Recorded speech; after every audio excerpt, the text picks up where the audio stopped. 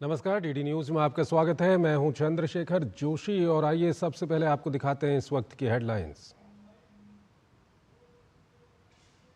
Calcutta high court के आदेश के बाद डॉक्टर दुष्कर्म और हत्या मामले की जांच में जुटी सीबीआई। 4 सदस्यीय सीबीआई टीम पहुंची आरजी कर अस्पताल। सीबीआई जांच का केंद्रीय स्वास्थ्य मंत्री जेपी नड्डा ने किया स्वागत। सच्चाई सामने आने की जताई उम्मीद। महिला डॉक्टर दुष्कर्म और हत्या मामले को लेकर जारी रेजिडेंट डॉक्टरों की हड़ताल खत्म। एनएमसी ने मेडिकल कॉलेजों में डॉक्टरों की सुरक्षा के लिए जारी की एडवाइजरी। बीजेपी ने मुख्यमंत्री ममता बनर्जी पर सबूतों को मिटाने का लगाया आरोप, मांगा इस्तीफा।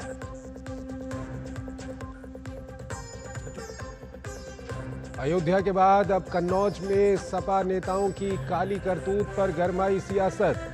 बीजेपी ने कहा यूपी में 2 लड़कों के साथी कर रहे अपराध। कन्नौज मामले में रेप की पुष्टि होते ही पुलिस ने बढ़ाई दुष्कर्म की धारा। नियुक्ति पत्र वितरण समारोह में मुख्यमंत्री योगी आदित्यनाथ का राहुल गांधी पर तंज, कहा खटाखट वाले हो गए हैं गायब, चुनावी मौसम में फिर आएंगे नजर। देश भर में हर घर तिरंगा अभियान। उपराष्ट्रपति ने भारत मंडपम से बाइक रैली को दिखाई हरी झंडी। अमित शाह अहमदाबाद में तिरंगा यात्रा में हुए शामिल। सीएम योगी आदित्यनाथ ने लखनऊ में तिरंगा यात्रा बाइक रैली को किया रवाना। बांग्लादेश में हिंदुओं पर हमले के बीच अंतरिम सरकार के प्रमुख मोहम्मद यूनुस पहुंचे ढाकेश्वरी मंदिर। सुरक्षा का दिया भरोसा। सोमवार तक बांग्लादेश के 48 जिलों में 278 हिंदू परिवारों पर हमला। ढाका में अल्पसंख्यक समुदाय के लोगों ने सुरक्षा की मांग को लेकर किया प्रदर्शन। विनेश फोगाट के सिल्वर मेडल पर फैसला टला। Court of arbitration for sports अब 16 अगस्त को सुनाएगा फैसला। 100 ग्राम ओवरवेट की वजह से पेरिस ओलंपिक से हुई थी डिस्क्वालीफाई।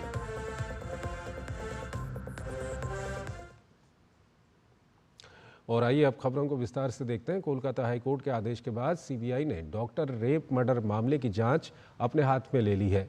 सीबीआई की 4 सदस्यीय टीम आरजी कर अस्पताल पहुंची, जबकि दिल्ली से सीबीआई की एक टीम बुधवार को कोलकाता पहुंचेगी और सीबीआई टीम के साथ फॉरेंसिक दल भी होगा। इस बीच स्वास्थ्य मंत्री जेपी नड्डा से मुलाकात के बाद रेजिडेंट डॉक्टरों के संगठन फोडा ने अपनी हड़ताल वापस ले ली है। केंद्रीय मंत्री जेपी नड्डा से मुलाकात के बाद federation of resident doctors association के अध्यक्ष अविरल माथुर ने कहा, हमने केंद्रीय मंत्री जेपी नड्डा से उनके आवास पर मुलाकात की और अपनी संशोधित मांगें उनके सामने रखीं।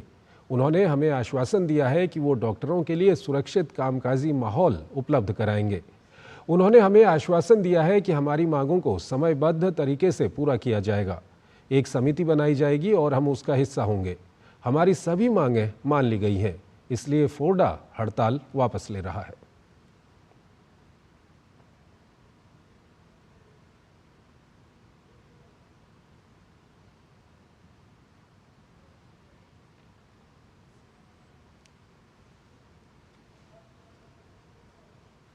तो रेजिडेंट डॉक्टर्स की हड़ताल खत्म हो गई है और ये हड़ताल केंद्रीय स्वास्थ्य मंत्री जेपी नड्डा के साथ डॉक्टरों के एक प्रतिनिधिमंडल के मुलाकात के बाद अब डॉक्टरों का जो ऑर्गेनाइजेशन है उनकी ओर से ये फैसला लिया गया है कि हड़ताल को ख़त्म किया जाएगा। और अब ये हड़ताल ख़त्म हो गई है क्योंकि फोडा की ओर से कहा गया है कि स्वास्थ्य मंत्री ने मांगों को पूरा किए जाने का भरोसा दिया है। तो रेजिडेंट डॉक्टर्स की हड़ताल ख़त्म हो गई है। रेजिडेंट डॉक्टर्स की यूनियन की ओर से ये जानकारी दी गई है। और इस सब के बीच केंद्रीय स्वास्थ्य मंत्री जेपी नड्डा ने कोलकाता में हुई घटना की जांच सीबीआई को सौंपे जाने का स्वागत किया है। उन्होंने राज्य सरकार पर मामले को दबाने का आरोप लगाया और विश्वास जताया कि सीबीआई जांच से सच्चाई सामने आएगी। महिलाओं पर अत्याचार दिन प्रतिदिन वेस्ट बंगाल में बढ़ रहा है और यह सब कुछ महिला मुख्यमंत्री होने के पश्चात ये हो रहा है। ये और भी चिंताजनक है। वेस्ट बंगाल की सरकार ने इस केस को हशप करने की कोशिश की, दबाने की कोशिश की और जनता के आंखों में धूल झोंकने की कोशिश की है। मैं इसकी भी कड़े शब्दों में निंदा करता हूं और मुझे पूरा विश्वास है कि सीबीआई इंक्वायरी में दूध का दूध पानी का पानी होगा, सच्चाई सामने आएगी। केंद्र सरकार कोई भी इस घटना के साथ जुड़ा हुआ या जो डॉक्टरों पर जिस तरीके से अटैक हो रहे हैं उस पर जो उन्होंने चिंता व्यक्त की है, मैं भी चिंता व्यक्त करता हूं और मंत्रालय भी इस पर चिंतित है। जरूर मैं कोई इसका रेमेडी, इसका निवारण करूंगा और उसको करने के लिए जो भी आवश्यक कदम होगा वो सरकार उठाएगी। भाजपा नेता अमित मालवीय ने कोलकाता के आरजी कर मेडिकल कॉलेज मामले को लेकर अपने सोशल मीडिया प्लेटफॉर्म एक्स पर वीडियो साझा करते हुए लिखा कि पश्चिम बंगाल में ममता बनर्जी की उदासीनता और कोलकाता पुलिस की नाकाम कोशिशों के कारण गुस्सा उबल रहा है। वहीं आरजी कर मेडिकल कॉलेज के अधिकारियों ने चेस्ट मेडिसिन डिपार्टमेंट के अंदर कमरे की दीवारें तोड़ दी, जहां ड्यूटी पर मौजूद डॉक्टर के साथ क्रूर बलात्कार और हत्या की गई थी, जिससे महत्वपूर्ण साक्ष्य नष्ट हो गए हैं जो सीबीआई जांच दल को हत्यारों तक पहुंचा सकते थे। रेजिडेंट डॉक्टर के क्षेत्र और चेस्ट मेडिसिन डिपार्टमेंट के अंदर महिला शौचालय को भी जीर्णोद्धार के नाम पर तोड़ दिया गया। इससे किसी को संदेह नहीं रह जाता कि ममता बनर्जी लगातार सबूतों को मिटा रही थीं और जघन्य अपराध में शामिल लोगों को बचाने के लिए अपराध के पीछे की सच्चाई को छुपा रही थीं। अनुमान लगाया जा रहा है कि अपराध में शामिल लोग प्रभावशाली टीएमसी नेताओं के परिवार के सदस्य हैं।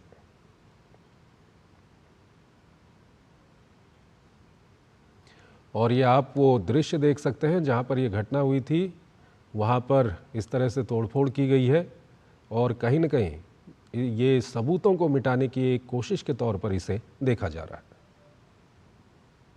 कोलकाता के आरजी कर मेडिकल कॉलेज में हुए बलात्कार और हत्या की घटना पर केंद्रीय मंत्री किरण रिजिजू ने कहा कि ये बहुत ही दुखद घटना है। घटना कोलकाता हो या कहीं भी हो, ये देश का एक बहुत दुखद घटना है और सब चाहते हैं कि कार्रवाई, बहुत सख्त कार्रवाई होना चाहिए। और ये कोलकाता में जो घटना हुई है उसमें मेडिकल फ्रेटर्निटी ही क्यों प्रोटेस्ट? ये तो एक इंसान होने के नाते सबको दर्द हो रहा है ना, ये तो सबको आक्रोश होना, ये तो एक नेचुरल है। ये तो इतना गंभीर बात है ये कि मेडिकल कैंपस में ही अगर डॉक्टर का ये हाल होता है तो फिर ये तो बहुत चिंता का बात है। कोलकाता में ट्रेनी डॉक्टर के साथ दुष्कर्म और हत्या के मामले में केंद्रीय स्वास्थ्य मंत्री जेपी नड्डा ने इंडियन मेडिकल एसोसिएशन के प्रतिनिधिमंडल के साथ बैठक की। इससे पहले इंडियन मेडिकल एसोसिएशन ने केंद्रीय स्वास्थ्य मंत्री जेपी नड्डा को पत्र लिखा था। पत्र में आईएमए ने कार्यस्थल पर डॉक्टरों और महिलाओं की सुरक्षा में सुधार के लिए तत्काल कदम उठाने की मांग की थी। बैठक के बाद आईएमए के अध्यक्ष आरवी अशोकन ने अपनी मांगों के बारे में बताया और कलकत्ता हाईकोर्ट द्वारा मामले की सीबीआई जांच के फैसले का स्वागत किया। IMA's main demand is about the declaration of all the hospitals as safe zones. Safe zones should entitle certain amount of security which should be defined by law. The second demand is about the central law that we have been demanding for quite some years now. There are 25 state laws, but practically no conviction of the culprits.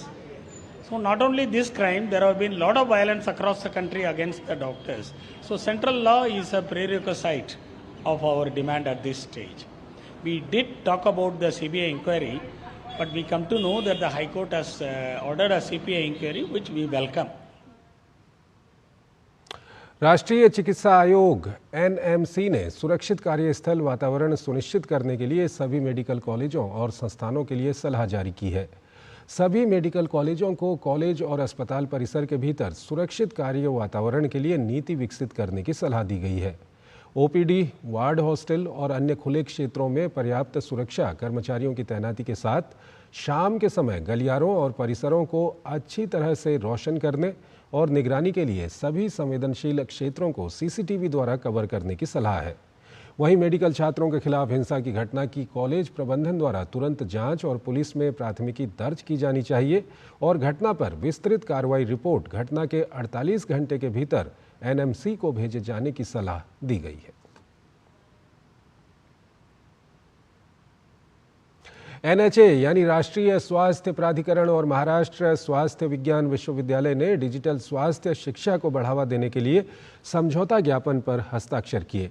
केंद्रीय स्वास्थ्य मंत्री JP Nadda ने कहा कि ये साझेदारी न केवल मेडिकल छात्रों और पेशेवरों के कौशल को बढ़ाएगी बल्कि ABDM के व्यापक कार्यान्वयन को भी बढ़ावा देगी। उत्तर प्रदेश में अयोध्या के बाद अब कन्नौज में भी सपा नेता की काली करतूत को लेकर सियासत गर्मा गई है। बीजेपी नेता सुधांशु त्रिवेदी ने समाजवादी पार्टी पर जमकर हमला बोला। साथ ही उन्होंने राहुल गांधी और अखिलेश यादव पर भी निशाना साधा। उन्होंने कहा कि अपराध एक तरफ है, लेकिन अपराध के प्रति संवेदनहीनता उससे बड़ा गंभीर विषय है। और सपा नेता ने कन्नौज मामले में संवेदनहीन और अशोभनीय बयान दिया है, जो सपा के असली चरित्र को दर्शाता है। अयोध्या में नाबालिग बच्ची से सपा नेता मोईद खान के दुष्कर्म मामले पर सियासत थमी भी नहीं थी कि कन्नौज में एक और सपा नेता नवाब सिंह की काली करतूत पर यूपी से लेकर दिल्ली तक सियासत गर्मा गई है। कन्नौज में कभी अखिलेश यादव और डिंपल यादव के सबसे खास रहे नवाब सिंह यादव रेप की कोशिश के आरोप में अब जेल में हैं और बीजेपी इस मामले को लेकर समाजवादी पार्टी पर हमलावर है। बीजेपी प्रवक्ता सुधांशु त्रिवेदी ने अखिलेश यादव के साथ राहुल गांधी पर भी निशाना साधा और कहा कि यूपी में 2 लड़कों के साथी गलती नहीं बल्कि अपराध कर रहे हैं। जो चुनाव के समय कहते थे 2 लड़के, उन लड़कों के साथ के जो लोग हैं वो गलती नहीं अपराध कर रहे हैं। और जब से ये 2 लड़कों की ताकत बढ़ी है, तब से अपराधियों की हिम्मत और हिमाकत भी उसी अनुपात में बढ़ती हुई नजर आ रही है। अयोध्या गैंग रेप मामले में सपा प्रमुख अखिलेश यादव ने आरोपियों का DNA टेस्ट कराने की बात कहकर मामले को तूल दे दिया था।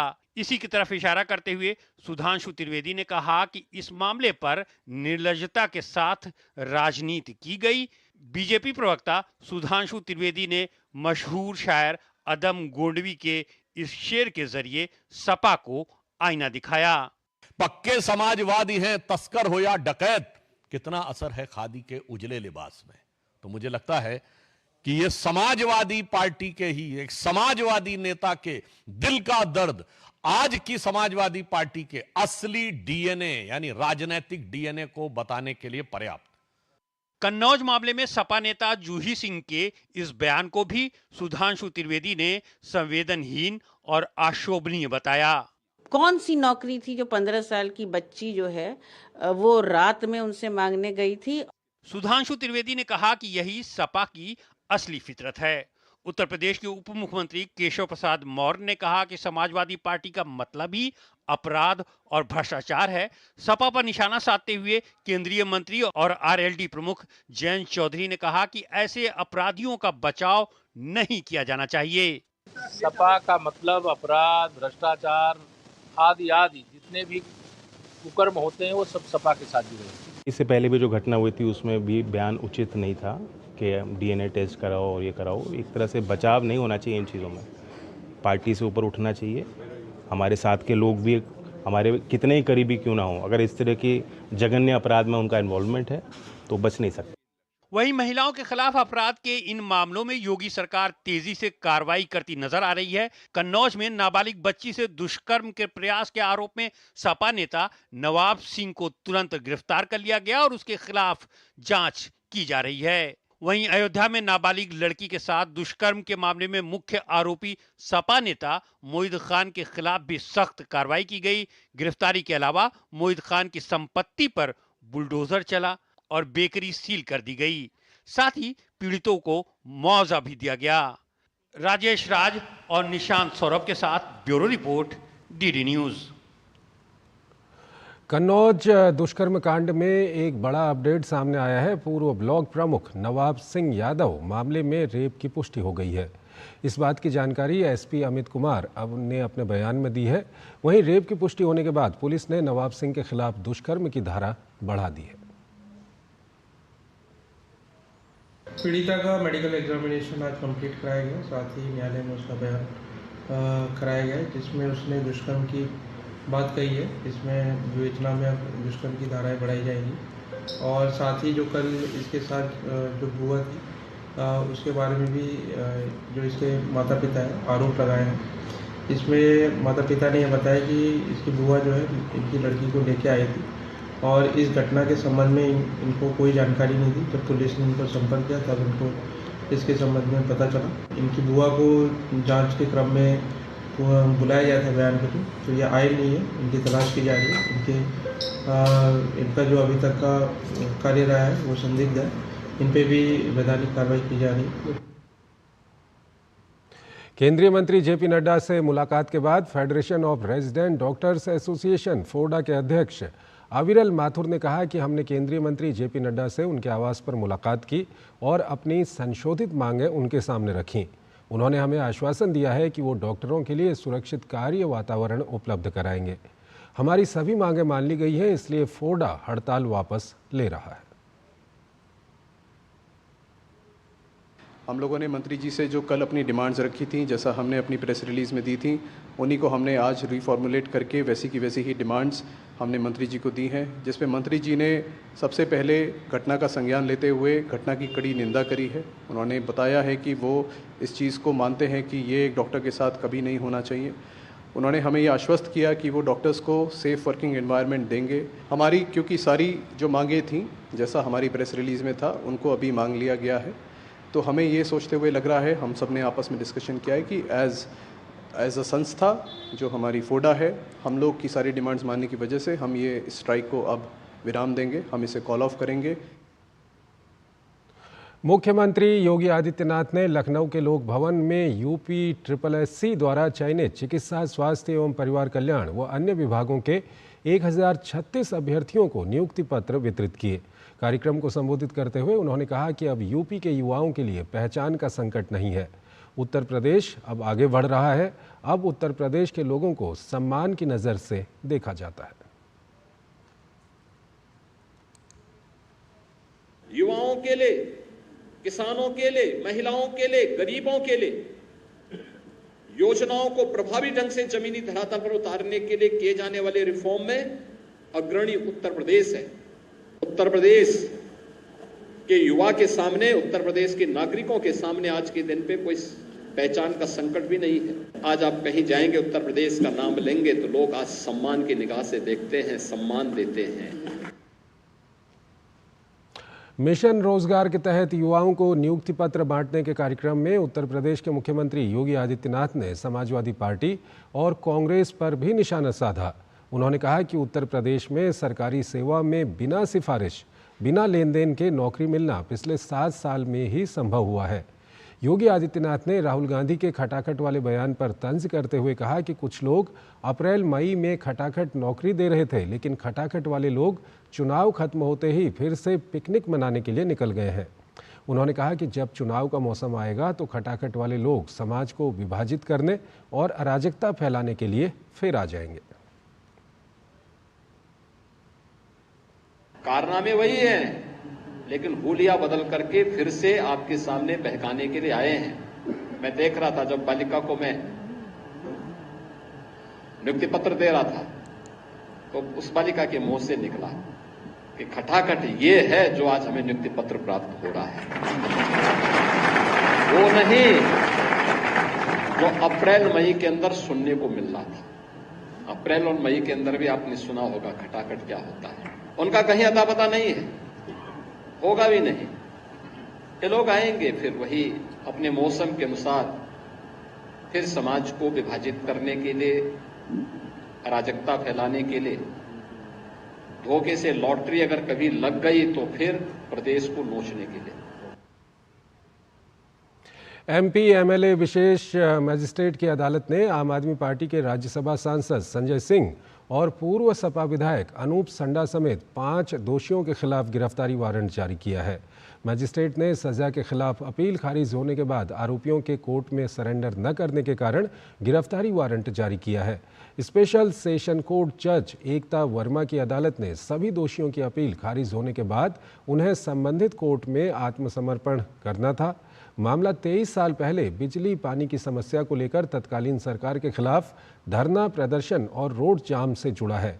एमपी एमएलए विशेष मजिस्ट्रेट की अदालत ने संजय सिंह और अनूप संडा समेत 6 आरोपियों को करीब 1.5 वर्ष पूर्व दोषी ठहराया था।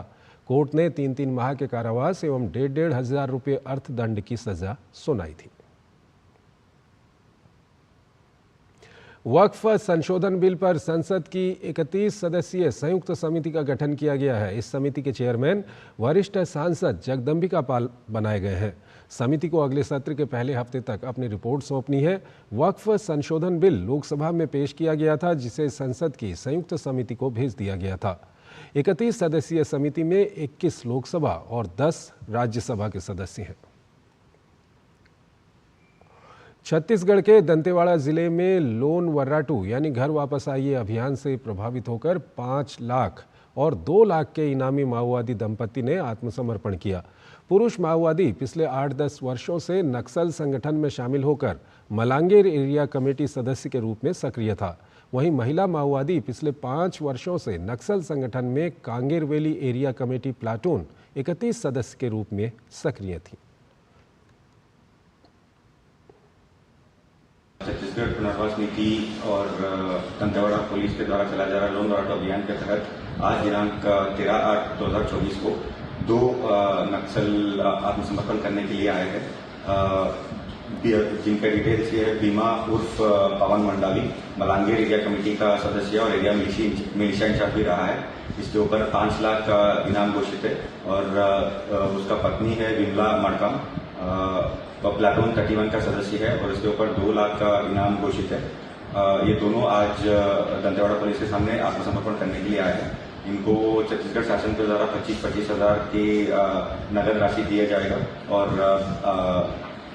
टोटल आज तक कुल दंतेवाड़ा पुलिस के द्वारा 193 इनामी माओवादी का सरेंडर किया गया है और टोटल 861 माओवादी आत्मसमर्पण किए। आर्टिफिशियल इंटेलिजेंस के क्षेत्र में प्रशिक्षित युवा तैयार करने के मकसद से कौशल विकास और उद्यमशीलता मंत्रालय ने अहम पहल की है। Artificial intelligence programming assistant course शुरू करने को लेकर आज नोएडा में प्रशिक्षण महानिदेशालय और माइक्रोसॉफ्ट के बीच महत्वपूर्ण समझौता हुआ। इस मौके पर कौशल विकास और उद्यमशीलता मंत्री जयंत चौधरी भी मौजूद थे। देश के 200 आईटीआई और 15 राष्ट्रीय कौशल प्रशिक्षण संस्थानों में इस साल माइक्रोसॉफ्ट के सहयोग से आर्टिफिशियल इंटेलिजेंस में कोर्स की शुरुआत होगी, जिसका फायदा 10,000 से अधिक छात्रों को मिलेगा। माइक्रोसॉफ्ट के साथ पार्टनरशिप हुई है तो हमारे मंत्रालय के बहुत एफर्ट्स हैं। 1 साल से हमारी पार्टनरशिप बहुत सक्सेसफुल हमने देखी चलाई है और उसी को हमने एक दोबारा एक्सटेंशन दिया है। 8,000 बच्चों को ट्रेनिंग मिलेगा और ये एक पूल बन जाएगा जिससे हम फिर और स्केल अप कर सकते हैं। केंद्रीय मंत्री किरण रिजिजू ने बताया कि पारसी समुदाय को प्रोत्साहित करने के लिए जियो पारसी पोर्टल की शुरुआत की गई है। जियो पारसी पोर्टल का उद्देश्य पारसी समुदाय की घटती आबादी को बढ़ाना है। राज्य मंत्री कुरियन साहब और नेशनल कमीशन ऑफ माइनॉरिटीज़ के चेयरमैन और मेंबर पारसी कम्युनिटी के देवू साहब, हम लोग सब यहाँ लॉन्च किए। इससे मुझे लगता है कि जो पारसी कम्युनिटी का पॉपुलेशन जो घटते जा रहा है उसको बढ़ाना है। दूसरा, जो हज एप्लीकेशन का लॉन्च जो हम लोग ने पोर्टल लॉन्च किया है आज 2025 का, और हज कमेटी ऑफ इंडिया का गाइडलाइंस, ये पहली बार हिंदुस्तान में हज के लिए इतना जल्दी हमने तैयारी शुरू कर दिया है। जो 2025 का जो हज है उसका एप्लीकेशन और सारा तैयारियां ऑलरेडी शुरू कर दिया है। हम चाहते हैं कि 2025 का हज का जितना प्रोसेस है वो बिना समस्या का, बिना कोई रुकावट का। वहीं दूसरी तरफ 2025 के लिए हज समिति पोर्टल को भी लॉन्च किया गया है। केंद्रीय मंत्री ने कहा कि ये पहली बार है जब हज को लेकर तैयारियां इतनी जल्दी शुरू हो गई हैं। हम चाहते हैं कि 2025 हज की प्रक्रिया बिना किसी समस्या के पूरी हो जाए।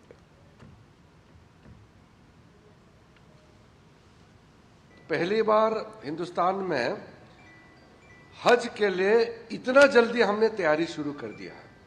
इतना जल्दी कदम कभी भी नहीं उठाया। इसका मतलब जो 2025 का जो हज है उसका एप्लीकेशन और सारा तैयारियां, सारा व्यवस्था जो भी करना है वो ऑलरेडी शुरू कर दिया है। हम चाहते हैं कि 2025 का हज का जितना प्रोसेस है वो बिना समस्या का, बिना कोई रुकावट का अच्छी तरह से हो। अल्पसंख्यक मंत्री होने के नाते अल्पसंख्यक मंत्रालय में ये सिस्टम पहले से व्यवस्था बनाया हुआ है कि हम सऊदी अरब के साथ बायलैटरल एग्रीमेंट करते हैं। तो मैं मंत्री होने के नाते जाने का जो प्रपोजल है वो हम सोचते हैं कि शायद अक्टूबर एंड या नवंबर तक जाना चाहिए और एग्रीमेंट साइन होना चाहिए। गोवा की राजधानी पणजी में मत्स्य पालन, पशुपालन और डेयरी मंत्रालय ने एक दिवसीय प्रशिक्षण कार्यशाला आयोजित की, जिसमें केरल और गोवा के अधिकारियों ने शिरकत की। कार्यक्रम को संबोधित करते हुए मत्स्य पालन, पशुपालन और डेयरी राज्य मंत्री प्रोफेसर SP सिंह बघेल ने किसानों के विकास के लिए पशु गणना के महत्व पर प्रकाश डाला। इस दौरान उन्होंने पशुधन विकास के माध्यम से किसानों की आर्थिक प्रगति को लेकर सरकार की प्रतिबद्धता पर जोर भी दिया। MSME में सहयोग को बढ़ावा देने के लिए भारत अमेरिका के बीच समझौता हुआ। ये समझौता दोनों देशों के MSME को वैश्विक बाजारों में भाग लेने, नवाचार को बढ़ावा देने और व्यापार को बढ़ावा देने के साथ ही महिला उद्यमियों को अधिक सक्षम बनाएगा। एक और देश भर में हर घर तिरंगा अभियान जारी है, तो वहीं दिल्ली में कौन फहराएगा तिरंगा, इस सवाल पर विवाद उठ खड़ा हुआ। केजरीवाल चाहते थे कि आतिशी ध्वजारोहण करें, परंतु नियम मानना भी महत्वपूर्ण है। आखिरकार उपराज्यपाल ने विवाद सुलझाते हुए दिल्ली के गृह मंत्री कैलाश गहलोत को नामित किया है, जो स्वतंत्रता दिवस पर दिल्ली के छत्रसाल स्टेडियम में तिरंगा फहराएंगे। स्वतंत्रता दिवस पर दिल्ली के छत्रसाल स्टेडियम में दिल्ली सरकार की तरफ से झंडा कौन फहराएगा, इस पर सस्पेंस अब खत्म हो गया है। 15 अगस्त 2024 को छत्रसाल स्टेडियम कार्यक्रम में राष्ट्रीय ध्वज फहराने के लिए दिल्ली के गृह मंत्री कैलाश गहलोत को नामित किया गया है। दिल्ली के उपराज्यपाल VK सक्सेना के आदेश से ये साफ हो गया है कि आतिशी अब दिल्ली सरकार की तरफ से झंडा नहीं फहरा पाएंगी। दरअसल केंद्रीय गृह मंत्रालय की ओर से कहा गया कि ध्वजारोहण के लिए उपराज्यपाल दिल्ली सरकार के किसी भी मंत्री को नामित कर सकते हैं, जिसके बाद उपराज्यपाल ने ये फैसला लिया। इस पर भाजपा ने कहा कि CM केजरीवाल के इस्तीफा नहीं देने की वजह से इस तरह के विवाद पैदा हो रहे हैं और कैलाश गहलोत भी तो आम आदमी पार्टी सरकार के ही मंत्री हैं। ऐसे में उपराज्यपाल ने विवाद सुलझाने का काम किया है। अरविंद केजरीवाल को मालूम था कि वो मुख्यमंत्री रहते हुए जेल में है और उनको भी जेल में ही रहना है, तो वो इस्तीफा देते, दिल्ली की सरकार नया मुख्यमंत्री चुनती और वो ध्वजारोहण करते। ये काम उन्होंने नहीं किया, जानबूझकर उसमें विवाद पैदा करने की कोशिश की और जानबूझकर एक नाम खिसकाया। अब कानून क्या कहता है, हमारा कॉन्स्टिट्यूशन क्या कहता है, उसको देखने की जरूरत थी और माननीय उपराज्यपाल ने उसमें निर्णय लिया कि जो गृह मंत्री हैं वो झंडा फहराएं, तो फिर उसमें विवाद क्यों। परंपरा के मुताबिक दिल्ली के मुख्यमंत्री ही छत्रसाल स्टेडियम में झंडा फहराते हैं, लेकिन इस बार दिल्ली के मुख्यमंत्री अरविंद केजरीवाल शराब घोटाले मामले में जेल में बंद है, जिस वजह से ये संकट खड़ा हुआ। अरविंद केजरीवाल ने शिक्षा मंत्री आतिशी से ध्वजारोहण कराने की इच्छा जताई थी, जिस पर दिल्ली सरकार के जनरल एडमिनिस्ट्रेशन डिपार्टमेंट ने आपत्ति जताई। विभाग ने केजरीवाल सरकार के मंत्री गोपाल राय के निर्देश को लागू करने से मना कर दिया था। साथ ही यह भी कहा था कि तिहाड़ जेल से केजरीवाल का पत्र लिखना और ऐसी बातचीत करना स्वीकार्य नहीं है, यह नियमों का उल्लंघन है। झंडा फहराने से मना करने के फैसले पर मंत्री आतिशी ने नाराजगी जताई थी, लेकिन अब उपराज्यपाल के फैसले के बाद उम्मीद की जानी चाहिए कि इस मसले पर राजनीति और विवाद दोनों थम जाएगा। Bureau report, DD news. 5 अगस्त के बाद से ही बांग्लादेश से अल्पसंख्यक हिंदू समुदाय पर जिस तरह से भीषण अत्याचार की खबरें और दिल दहला देने वाली खबरें आ रही थीं, उसे लेकर दुनिया भर से चिंता जताई जा रही थी। दबाव बढ़ा तो अंतरिम सरकार के मुखिया मोहम्मद यूनुस ने आज मंगलवार को हिंदू समुदाय के लोगों से मुलाकात की और देश से धर्म या जाति के आधार पर भेदभाव नहीं करने की अपील की।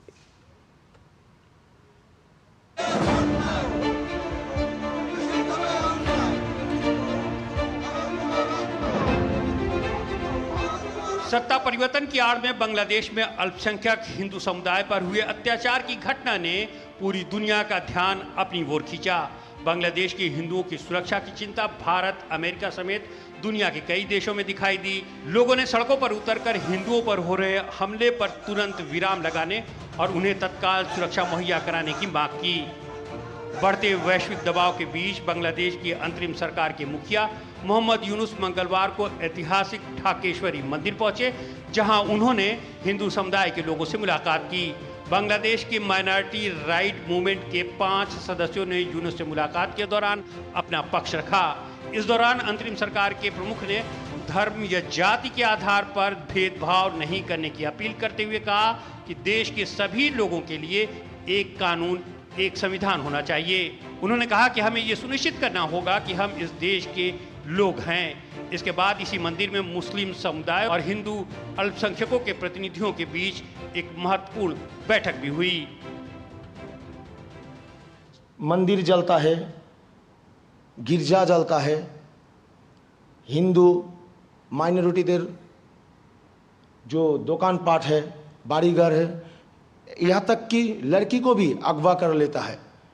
इस बीच बांग्लादेश नेशनल हिंदू महाजात संगठन ने ढाका में प्रेस वार्ता कर बताया कि सोमवार तक देश के 48 जिलों में 278 हिंदू परिवारों पर हमला किया गया। इतने हिंदू बांग्लादेश में आज संघर्ष कर रहे हैं अपने जीवन के लिए, मंदिर टूट रहे हैं। हमारे प्रधानमंत्री जी ने बाकायदे यूनुस जी को बधाई देते हुए कहा है हिंदुओं की सुरक्षा हो। राहुल जी की जुबान क्यों नहीं खुलती? प्रियंका जी की, सोनिया जी की, अखिलेश यादव की, तेजस्वी यादव की। इस बीच बांग्लादेश की अंतरिम सरकार में विदेश मामलों के शीर्ष सलाहकार मोहम्मद तौहीद हुसैन ने कहा है प्रधानमंत्री पद से इस्तीफा देकर भारत गई शेख हसीना के वहां रहने से द्विपक्षीय संबंधों पर कोई असर नहीं पड़ेगा और ढाका हमेशा नई दिल्ली के साथ अच्छे संबंध बनाए रखने की कोशिश करेगा। वहीं बांग्लादेश की पूर्व प्रधानमंत्री शेख हसीना के ऊपर हत्या का मुकदमा दर्ज हुआ है। 19 जुलाई को ढाका में हुई पुलिस गोलीबारी में अबू सईद की मौत के मामले में शेख हसीना और 6 अन्य लोगों को आरोपी बनाया गया है। उधर अमेरिका ने बांग्लादेश के सियासी उठापटक में खुद पर लगे आरोपों को सिरे से खारिज कर दिया है। इस बीच छात्रों के विरोध प्रदर्शन का दौर भी जारी है। ढाका के शहीद मीनार पर छात्रों ने प्रदर्शन किया। हिंसक प्रदर्शन के दौरान सरकारी दफ्तर के क्षतिग्रस्त हो जाने के कारण सड़क और परिवहन मंत्रालय के अधिकारी इमारत के बाहर से काम करने के लिए मजबूर हैं। उधर बांग्लादेश के ताजा घटनाक्रम के मद्देनजर भारत बांग्लादेश सीमा पर सुरक्षा कड़ी कर दी गई है। बीएसएफ के जवान पूरी तरह से चौकस है, घुसपैठियों पर कड़ी नजर बनाए हुए हैं। घुसपैठ की कई कोशिशों को विफल भी किया जा चुका है। Bureau report, DD news. Bangladesh की राजधानी ढाका में हिंदू समेत अन्य अल्पसंख्यक समुदाय के लोगों ने अयोध्या राम मंदिर के पोस्टर के साथ जमकर प्रदर्शन किया। उन्होंने अपनी सुरक्षा सुनिश्चित करने की मांग को लेकर विरोध जताया। इस प्रदर्शन में बड़ी संख्या में लोगों ने भाग लिया। बांग्लादेश हिंदू जागरण मंच ने बांग्लादेश में सांप्रदायिक हमलों में मारे गए हिंदुओं की आत्मा की शांति के लिए चटगांव में मोमबत्ती जलाकर जुलूस का आयोजन किया। इस दौरान बड़ी संख्या में लोगों ने हिस्सा लिया। बांग्लादेश में सत्ता परिवर्तन के लिए हुए प्रदर्शन के दौरान बड़ी मात्रा में हिंसा हुई थी। इन प्रदर्शनों के दौरान हिंदुओं को निशाना बनाकर हिंसा की गई थी। आगामी अमेरिकी चुनाव और वहां के नए राष्ट्रपति के साथ भारत के संबंधों को लेकर पूरी तरह से आश्वस्त है भारत। विदेश मंत्री डॉक्टर एस जयशंकर ने कहा कि भारत का अमेरिका के साथ संबंधों को लेकर लंबा अनुभव है। जो भी अमेरिका का नया राष्ट्रपति होगा, भारत उसके साथ काम करने को लेकर पूरी तरह आत्मविश्वास से भरा है। The American system will throw up its verdict, and you know, I'm not saying this just as a formality, but if you look over the last 20 odd years, maybe a little bit more, for us, we have every confidence that we will be able to work with the President of the United States, whoever he or she will be. भारतीय विज्ञान शिक्षा एवं अनुसंधान संस्थान भोपाल का 11वां दीक्षांत समारोह आयोजित किया गया। कार्यक्रम में केंद्रीय वित्त मंत्री निर्मला सीतारमण बतौर मुख्य अतिथि शामिल हुई। इस दौरान संस्थान के कुल 442 छात्रों को एकीकृत स्नातकोत्तर, स्नातक, स्नातकोत्तर एवं पीएचडी की उपाधि एवं पदक प्रदान किए गए। अपने संबोधन में वित्त मंत्री निर्मला सीतारमण ने कहा कि भारत को आपके ज्ञान, आपके अध्ययन की आवश्यकता है।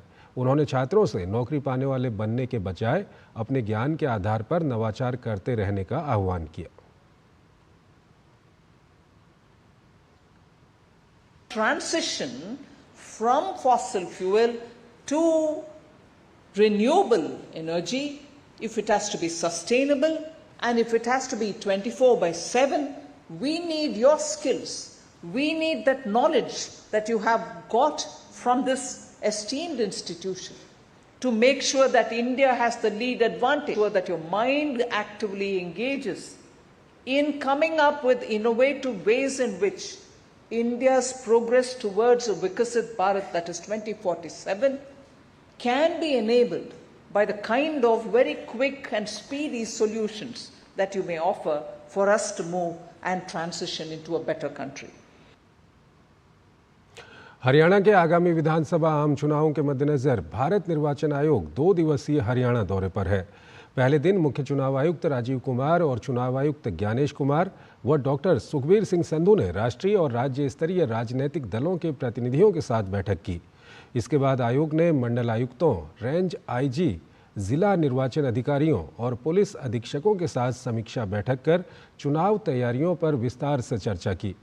हरियाणा के मुख्य निर्वाचन अधिकारी अग्रवाल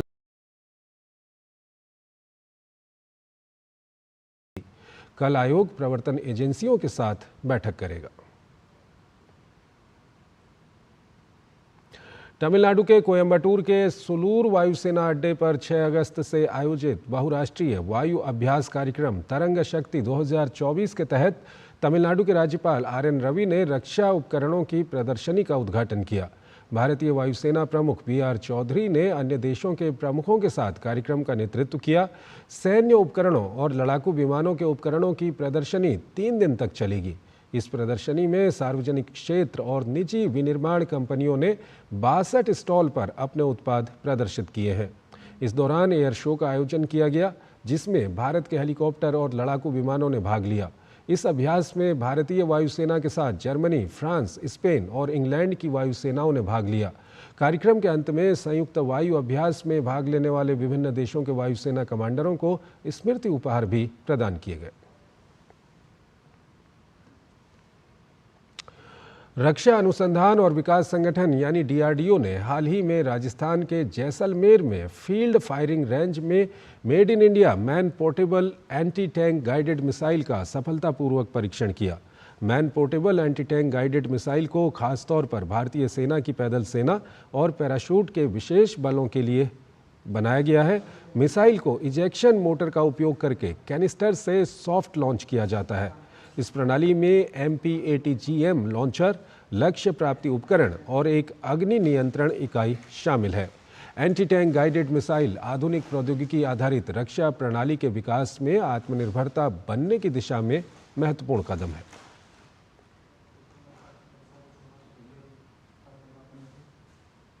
मणिपुर में मंगलवार को 133वां देशभक्त दिवस मनाया गया। इस अवसर पर अपने प्राणों की आहुति देने वाले शहीदों को भावभीनी श्रद्धांजलि दी गई। मुख्यमंत्री एन बीरेन सिंह ने हिचाम यिच मपत और थंगल जनरल के मंदिर में शहीदों को श्रद्धांजलि अर्पित कर उन्हें याद किया। इस दौरान सीएम एन बीरेन सिंह ने उनकी वीरता, एकता, विविधता और प्रगति के प्रति प्रतिबद्धता की ओर प्रेरित किया। इसके अलावा उन्होंने कहा कि हम पूर्वजों के बलिदान को याद करते हैं और उनका सम्मान करते हैं, जिन्होंने मणिपुर की संप्रभुता और गरिमा के लिए लड़ाई लड़ी।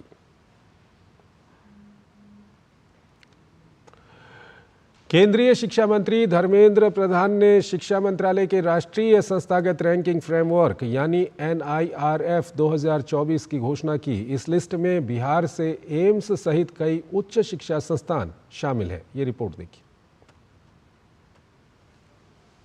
केंद्रीय मंत्री धर्मेंद्र प्रधान ने शिक्षा मंत्रालय के NIRF 2024 रैंकिंग की घोषणा की है। इस रैंकिंग में बिहार के कई कॉलेजों और विश्वविद्यालय को स्थान मिला है। NIRF रैंकिंग में पटना विश्वविद्यालय, यूनिवर्सिटी श्रेणी और कॉलेज श्रेणी में पटना विमेंस कॉलेज स्थान बनाने में सफल रहे हैं। स्टेट पब्लिक यूनिवर्सिटी श्रेणी के टॉप 100 में पटना यूनिवर्सिटी ने स्थान बनाया है। कॉलेज की श्रेणी में पटना विमेंस कॉलेज 101 से 150 में स्थान बना पाया है। इस श्रेणी में देश भर के 3,371 कॉलेज शामिल हुए, जिसमें बिहार के 151 हैं। जो भी हम लोग सब टीम वर्क मिलके के काम किए, उसी का फल है कि हम लोग 51 और 100 के स्लैब में आए हैं। अभी मेरा फोकस है NAC A+ पर, और उसके बाद मैं 2 साल 2.5 साल काम करूंगा। उसके बाद हम NAC NIRF within 100 IIT Patna के पैरेलल हम इस यूनिवर्सिटी को लाएंगे। मेडिकल श्रेणी में बिहार के पटना एम्स ने 26वीं रैंक प्राप्त की है। हालांकि राज्य के सबसे बड़े सरकारी अस्पतालों में शामिल PMCH को रैंकिंग में स्थान नहीं मिल पाया। इसके साथ ही IGIMS भी टॉप 50 में स्थान नहीं बना सका है। इसके लिए मैं एम्स पटना के सब हमारा फैकल्टी, हमारे स्टाफ, नर्सेस, डॉक्टर्स, मैं सबको बधाई देता हूँ। ये एक्चुअली बहुत बड़ा अचीवमेंट है। तो ये हमारा जो hospital management, patient management, patient safety, hospital safety, campus development, faculty development, student development, कितने हम सब काम किए हैं, ये सब मेहनत का ये फल है। हम चाहते हैं कि और 1-2 साल में हम और आगे बढ़ें, हम बेस्ट 10 रैंक में आए। NIRF 2024 रैंकिंग में लॉ श्रेणी में पटना के चाणक्य नेशनल लॉ यूनिवर्सिटी को 31वां स्थान मिला है। मैनेजमेंट श्रेणी में IIM बोधगया ने 33वीं रैंक प्राप्त की है। 101 से 150 में MIT यूनिवर्सिटी और चंद्रगुप्त प्रबंधन संस्थान पटना शामिल है। बता दें कि केंद्रीय शिक्षा विभाग ये रैंकिंग जारी करता है ताकि छात्र गुमराह ना हो, वो रैंकिंग के मुताबिक अच्छे कॉलेजों में दाखिला ले सके। इस रैंकिंग से शैक्षिक संस्थानों को भी अपनी गुणवत्ता में सुधार करने की प्रेरणा मिलेगी। Patna university new education policy को लॉन्च करने वाला बिहार का पहला विश्वविद्यालय है। इसके बाद NIRF रैंकिंग में बेहतर स्थान पाने से यहाँ के छात्रों में काफ़ी उत्साह है तथा जो शिक्षक हैं और जो VC हैं वो भी काफ़ी उत्साहित दिख रहे हैं। अब समझा जा रहा है कि NAC एक्रेडिटेशन भी विश्वविद्यालय को जल्द ही प्राप्त होगा। पटना से DD न्यूज़ के लिए मधुरेश नारायण के साथ जय कुमार। केंद्रीय मंत्री अश्विनी वैष्णव ने एक पेड़ मां के नाम पौधारोपण अभियान में भाग लिया। इस दौरान उन्होंने रुद्राक्ष का पेड़ लगाया।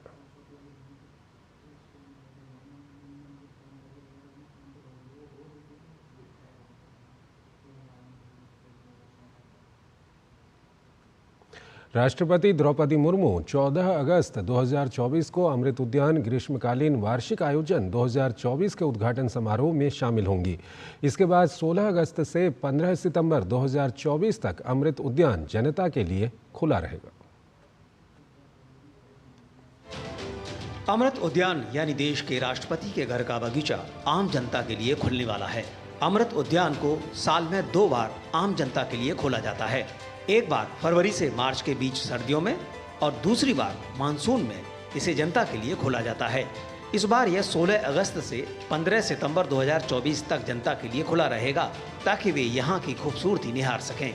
इस बार हमने बच्चों के लिए बाल वाटिका में कुछ नए अट्रैक्शंस रखे हैं। उनमें से एक है बटन बैचेस, जैसे मैंने आपको दिखाया था, ये उसका सैंपल है। ये बच्चे अपने उस पे कपड़ों पे लगा सकते हैं, अटैच कर सकते हैं और वो अमृत उद्यान के ब्रांड एम्बेसडर्स बन सकते हैं। दूसरा सीड पेपर है, इसको लोग लेकर जा सकते हैं घर और इसमें से प्लांट उगा सकते हैं।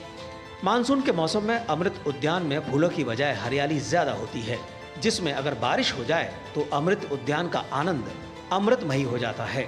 जब आप विंटर में देखते हो तो आपको फूलों की बहुत सारी वैरायटियाँ मिलती हैं, मतलब क्योंकि उस समय हमारे पास चॉइस बहुत ज़्यादा होती है। इस समय फ्लावर प्लस फोलिएज का हम लोग तो ज़्यादा मतलब कंसंट्रेट करते हैं, तो उस समय आपको 100 के करीबन मिलेंगी। इस टाइम में आपको करीब 30 से 40 तरह की वैरायटियाँ, मतलब जिसमें फ्लावर और फोलिएज दोनों ही कवर होते हैं, वो सब चीज़ हम लोग लगाते हैं इस समय सीजन में। इस बार एक दिन खिलाड़ियों के लिए भी तय किया गया है। पहली बार 29 अगस्त को राष्ट्रीय खेल दिवस के अवसर पर अमृत उद्यान खिलाड़ियों के लिए रिजर्व रहेगा। साथ ही पिछले साल की तरह 5 सितंबर को शिक्षक दिवस के अवसर पर शिक्षकों के लिए रिजर्व रहेगा। वहीं सोमवार को रखरखाव के लिए अमृत उद्यान बंद भी रहेगा। आम जनता के लिए प्रवेश नॉर्थ एवेन्यू रोड के पास से राष्ट्रपति भवन के गेट नंबर 35 से होगा। Rishi Kumar, DD news, Delhi. 15 अगस्त 2024 को देश अपना 78वां स्वतंत्रता दिवस मनाने जा रहा है। इस मौके पर महिला एवं बाल विकास मंत्रालय की विभिन्न योजनाओं को क्रियान्वित करने वाले 161 क्षेत्रीय पदाधिकारियों को लाल किले पर आयोजित समारोह में विशेष अतिथि के रूप में आमंत्रित किया गया है। इनमें आंगनबाड़ी, सखी, वन स्टॉप सेंटर, संकल्प, महिला सशक्तिकरण केंद्र, बाल कल्याण समितियां और जिला बाल संरक्षण इकाइयों की महिला कार्यकर्ता शामिल हैं।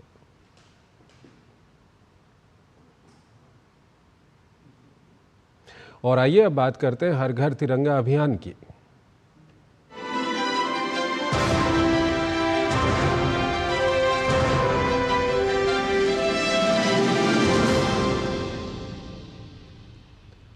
देश की शान है हमारा तिरंगा, हर देशवासी की आन है हमारा तिरंगा। प्रधानमंत्री के आह्वान पर देश भर में हर घर तिरंगा अभियान चलाया जा रहा है। इसको लेकर देश भर में कई कार्यक्रमों का आयोजन किया जा रहा है। हर घर तिरंगा यात्राएं भी निकाली जा रही हैं। आइए देखते हैं आज देश भर में क्या कुछ कार्यक्रम हुए। उपराष्ट्रपति जगदीप धनखड़ ने भारत मंडपम से हर घर तिरंगा बाइक रैली को हरी झंडी दिखाकर रवाना किया। इस अवसर पर उपराष्ट्रपति ने देशवासियों को स्वतंत्रता दिवस की शुभकामनाएं दी और कहा कि ये तिरंगा यात्रा विकसित भारत 2047 के लिए एक मील के पत्थर के रूप में हमेशा याद रखी जाएगी। हर घर तिरंगा एक अभियान है जो आजादी के अमृत महोत्सव का हिस्सा है। 2021 में लोगों को तिरंगा घर लाने और भारत की स्वतंत्रता के 75वें वर्ष पूरे होने के अवसर पर इसे फहराने के लिए, प्रोत्साहित करने के लिए शुरू किया गया था। अब एक ही आंदोलन बन गया है। केंद्रीय गृह मंत्री अमित शाह ने गुजरात के अहमदाबाद में हर घर तिरंगा यात्रा की शुरुआत की। उन्होंने हर घर तिरंगा यात्रा को हरी झंडी दिखाई। वे स्वयं भी तिरंगा यात्रा में शामिल हुए और राष्ट्रीय ध्वज को लेकर अहमदाबाद की सड़कों पर उतरे। विदेश मंत्री एस जयशंकर ने हर घर तिरंगा अभियान के तहत दिल्ली स्थित अपने आवास पर राष्ट्रीय ध्वज फहराया। केंद्रीय मंत्री किरेन रिजिजू तिरंगा रैली में शामिल हुए, तो वहीं केंद्रीय पर्यटन एवं संस्कृति मंत्री गजेंद्र सिंह शेखावत ने जोधपुर में कहा कि तिरंगा हर भारतीय को एकता के सूत्र में बांधने का एक मार्ग भी है। उन्होंने कहा कि अब देश की सीमाओं को छोड़कर भारत का बेटा और भारत की बेटी दुनिया के किसी भी देश में रह रहे हैं, वो सम्मान के साथ विश्व के हर कोने में तिरंगा लहरा रहे हैं। ये तिरंगा हम सबको उस आजादी के संघर्ष में, जिसमें लाखों लोगों ने अपना जीवन और जवानी समर्पित की, उस संघर्ष की स्मृति को ताजा करने का एक माध्यम है। उत्तर प्रदेश के मुख्यमंत्री योगी आदित्यनाथ ने अपने सरकारी आवास पर हर घर तिरंगा अभियान के अंतर्गत तिरंगा यात्रा बाइक रैली को झंडी दिखाकर रवाना किया। सीएम योगी आदित्यनाथ ने आजादी के 78वें स्वाधीनता दिवस पर सभी को अग्रिम शुभकामनाएं भी दी।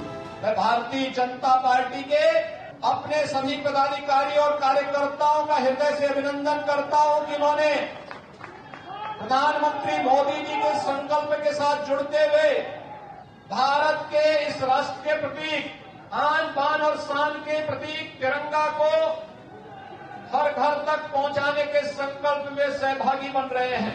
मध्य प्रदेश के मुख्यमंत्री मोहन यादव 78वें स्वतंत्रता दिवस से पहले हर घर तिरंगा अभियान का जश्न मनाने के लिए भोपाल स्थित बड़ा तालाब बोट क्लब में आयोजित एक कार्यक्रम में शामिल हुए।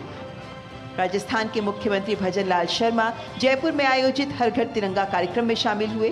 वहीं त्रिपुरा के मुख्यमंत्री माणिक साहा आजादी के दिवस से पहले तिरंगा रैली में शामिल हुए। उन्होंने देश की आजादी के लिए अपने प्राणों की आहुति देने वालों को श्रद्धांजलि अर्पित की। Bureau report, DD news. हर घर तिरंगा अभियान के चलते दिलों के साथ साथ हर घर भी तिरंगे से रोशन हो रहा है। उत्तर से दक्षिण, पूरब से पश्चिम, हर घर तिरंगे का जश्न चहुं ओर नजर आ रहा है। देश भर में हर घर तिरंगा अभियान के तहत लोग अपने घरों और अन्य जगहों पर राष्ट्रीय ध्वज फहरा रहे हैं।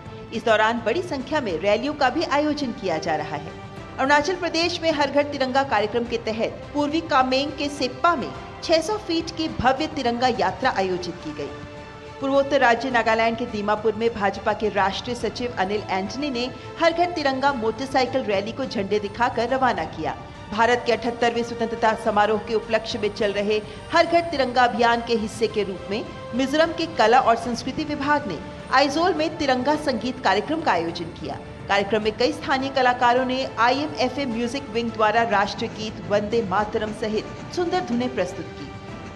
वहीं भाजपा नेताओं ने बिहार के पटना में तिरंगा यात्रा को हरी झंडी दिखाकर रवाना किया।